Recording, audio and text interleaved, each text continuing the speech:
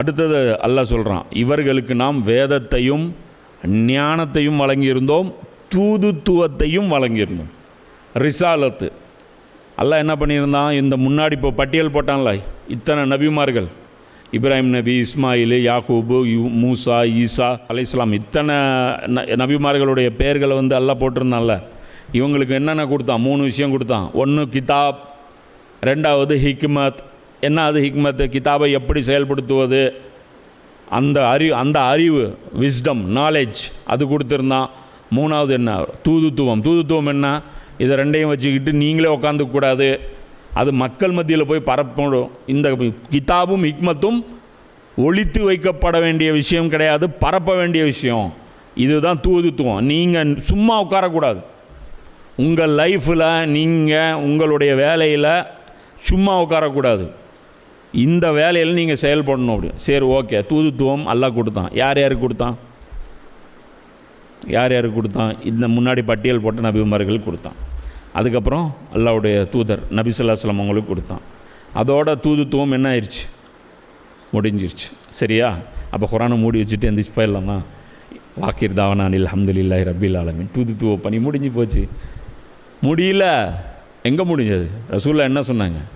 நான் எதை கொண்டு வந்தேனோ அது உங்களுக்கு சொல்லிட்டேனான்னாங்க.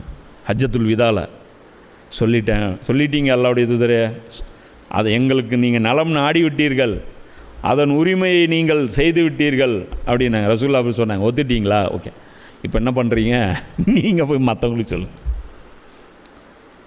அப்போது தூதுத்துவம் அல்லாஹ் நபி கொடுத்தான். நபி இப்போ நமக்கு கொடுத்துட்டாங்க. அப்போ என்ன அர்த்தம்? நான் பாட்டுக்கு போய் டெய்லி என் பொழப்பை பார்த்துட்டு இருக்கக்கூடாது. புரியுதா? தூதுத்துவம் ஷிஃப்ட் ஆகிருக்கு. ஆனால் எந்த அளவுக்கு ஷிஃப்ட் ஆகிருக்கு? ரசூலுல்லாஹ் அளவுக்கு ஆகலை. ரசூலுல்லாஹ் 24 ஹவர்ஸ் தாயி. அவர் நைட்டு பகல் அல்லாஹ்வுடைய வேலையை வந்து செஞ்சு ஆகணும். நம்ம அல்லாஹ் என்ன பண்ணான்? Choice is yours. என்ன பண்ணிட்டான்? Choice is yours. நீ 10 நிமிஷம் கூட வேலை செய்யலாம், 10 மணி நேரம் கூட வேலை செய்யலாம். நீ வந்து ஒரு வீடு கட்டுற அளவுக்கு கூட நீ சொத்து சேர்த்தலாம், 10 வீடு அளவுக்கு கூட நீ சொத்து சேர்த்தலாம். புரியுதா? நீ பார்த்து முடிவு பண்ணிக்கப்பா.